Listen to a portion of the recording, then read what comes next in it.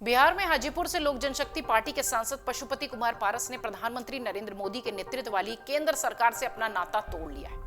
उन्होंने केंद्रीय मंत्रिमंडल से इस्तीफा दे दिया। एक हफ्ते पहले तक पीएम नरेंद्र मोदी के नेतृत्व की प्रशंसा करते दिखाई पड़ रहे थे लोजपा के एलजेपी के सांसद पशुपति कुमार पारस अब फिलहाल एनडीए के सीट बंटवारे से नाराज होकर अलग हो चुके हैं। पशुपति कुमार पारस ने अपने इस्तीफे की जानकारी दिल्ली में मीडिया को दी। उन्होंने कहा कि मैं पूरी ईमानदारी और लगन के साथ राष्ट्रीय जनतांत्रिक गठबंधन के सिपाही के रूप में मंत्री पद संभालते हुए काम कर रहा था। पिछले हफ्ते मैंने बिहार में प्रेस को बताया था, यानी मीडिया को बताया था कि सीटों को लेकर मुझसे किसी की कोई बात नहीं हुई है। मैं एनडीए की ओर से विधिवत घोषणा का इंतजार कर रहा था। सोमवार को जब एनडीए ने सीट बंटवारे की घोषणा की तो मुझे एहसास हुआ कि मेरे साथ व्यक्तिगत रूप से और मेरी पार्टी के साथ नाइंसाफी हुई है, इसलिए मैंने केंद्रीय मंत्री पद से इस्तीफा दे दिया है। बिहार में 40 लोकसभा सीटों के लिए किस दल को कितना सीट मिलेगा इसकी घोषणा हो गई। मैंने आज से 5-6 दिन पहले प्रेस वार्ता में मैंने कहा था कि हम तब तक इंतजार करेंगे जब तक एनडीए का विधिवत घोषणा नहीं होता। कल विधिवत घोषणा हो गया। हम लोग 5 सांसद थे, हमारी पार्टी में 5 सांसद थे। मैंने बहुत ईमानदारी, बहुत लगन से, वफादारी से मैंने एनडीए की सेवा की। आज भी मैं माननीय प्रधानमंत्री जी का शुक्रगुजार हूं और मैं आज भी तो देश के नेता हैं, बड़े नेता हैं, लेकिन हमारी पार्टी के साथ और व्यक्तिगत रूप से हमारे साथ नाइंसाफी हुई। इसलिए मैं भारत सरकार के कैबिनेट मंत्री से मैं त्याग कर देता हूं। आइए जरा आपको बताते हैं कि आखिर क्यों पशुपति कुमार पारस एनडीए से नाराज थे। इसके साथ ही ये भी बताते हैं कि क्या एनडीए ने पशुपति पारस को महागठबंधन में जाने के लिए छोड़ दिया या ऐसी कुछ चर्चा थी कि वो महागठबंधन में जाएंगे। दरअसल सोमवार को मुख्यमंत्री नीतीश कुमार के दिल्ली पहुंचने से पहले राष्ट्रीय जनतांत्रिक गठबंधन यानी एनडीए ने बिहार की सभी 40 लोकसभा सीटों के बंटवारे की औपचारिक घोषणा कर दी। इस घोषणा के समय बीजेपी की ओर से विनोद तावड़े और जनता दल यूनाइटेड की ओर से संजय झा प्रेस कॉन्फ्रेंस में थे। तावड़े ने सीट शेयरिंग की घोषणा करते हुए बताया कि बीजेपी 17, जेडीयू 16, लोक जनशक्ति पार्टी 5, हिंदुस्तानी आवाम मोर्चा जीतन राम मांझी को 1, राष्ट्रीय लोक मोर्चा उपेंद्र कुशवाहा को 1 सीट बिहार में दी जाएगी और यही अपने प्रत्याशी उतारेंगे। तावड़े ने लोक जनशक्ति पार्टी से कहा और बाद में इसे स्पष्ट भी किया कि ये सीटें मुख्य रूप से चिराग पासवान के नाम पर दी गई हैं।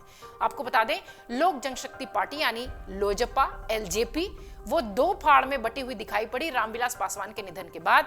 एक का नेतृत्व उनके चाचा पशुपति पारस करते हैं और एक का नेतृत्व खुद चिराग पासवान करते हैं। ये सीट एनडीए घटक दलों के बीच में बांटी जा रही है, ऐसा तावड़े ने कहा। मतलब बाकी के लिए कुछ भी नहीं कहा गया। पशुपति पारस ने इसके मायने निकाल लिए। मुकेश सहनी भी देखते रह गए। क्यों हुआ ऐसा समझने के लिए पिछले 4-5 दिनों की गतिविधियों का थोड़ा सा अवलोकन करते हैं, आकलन करते हैं। एक तरफ दिवंगत रामविलास पासवान के बेटे चिराग पासवान ने धैर्य दिखाया, वहीं उनके चाचा पशुपति पारस ने जिद ठान ली रखी थी। उन्हें यह भी समझना चाहिए था कि चिराग पासवान के पास दिवंगत रामविलास पासवान के पीछे चलने वाले लोग ज्यादा हैं। उन्होंने ये भी नहीं समझा कि प्रधानमंत्री मोदी का स्नेह चिराग को मिल रहा है।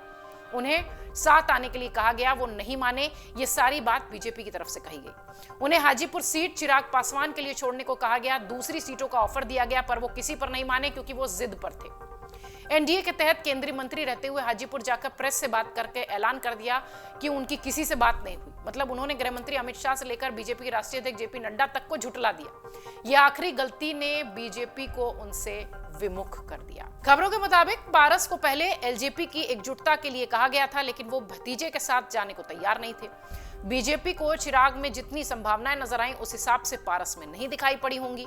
पारस अगर खुद ऐलान नहीं कर थोड़ा नरमी बरतते, दूसरे अच्छे ऑफर्स उनके पास थे। राजनीतिक जानकार कह रहे थे कि जातीय जनगणना में संख्या बल के हिसाब से दुसाध बिहार में दूसरे नंबर की जाति है और उसे दरकिनार करना कोई भी नहीं चाहता।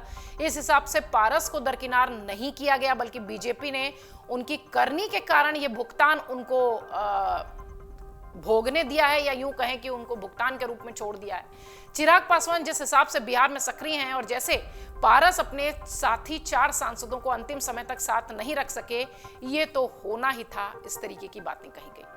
इधर उपेंद्र कुशवाहा के राष्ट्रीय लोक मोर्चा और जीतन राम मांझी के हिंदुस्तानी अवाम मोर्चा को भी एक-एक सीट मिल गई, लेकिन मुकेश सहनी की विकासशील इंसान पार्टी पर बीजेपी ने क्यों नहीं ध्यान किया? वजह थी ये। अमर उजाला ने पहले ही इस खबर को दिखाया था, अगर आपको याद होगा, को सीट बंटवारे भी मंत्रिमंडल विस्तार के लिए रुके हुए थे। मंत्रिमंडल विस्तार में मुकेश सहनी की जाति को सम्मानजनक प्रतिनिधित्व दिया गया। जाति जनगणना में मल्लाह जाति की आबादी 2.60% की बताई गई है और बीजेपी और जेडीयू ने मंत्रिमंडल विस्तार में इस जाति का भी ध्यान रखा, तभी मुकेश सहनी ने भी मान लिया और बीजेपी उन पर शायद ध्यान दे। बीजेपी ने विधान पार्षद हरी सहनी, जबकि जेडीयू के बहादुरपुर दरभंगा के विधायक मदन सहनी को भी मंत्रिमंडल में जगह दी थी। वैसे जहां तक दरवाजा बंद किए जाने का सवाल है, तो ऐसा नहीं करते हुए उन्हें विधानसभा चुनाव के लिए भी ऑफर किया गया था, पर वो नहीं माने और अब पशुपति पारस इस्तीफा दे चुके हैं और कहा यह जा रहा है कि वो महागठबंधन का रुख कर सकते हैं। अगर आप ये वीडियो YouTube पर देख रहे हैं तो हमारे चैनल को सब्सक्राइब करें और बेल आइकन को दबाना ना भूलें। अगर आप Facebook पर ये वीडियो देख रहे हैं तो हमारे पेज को लाइक करें।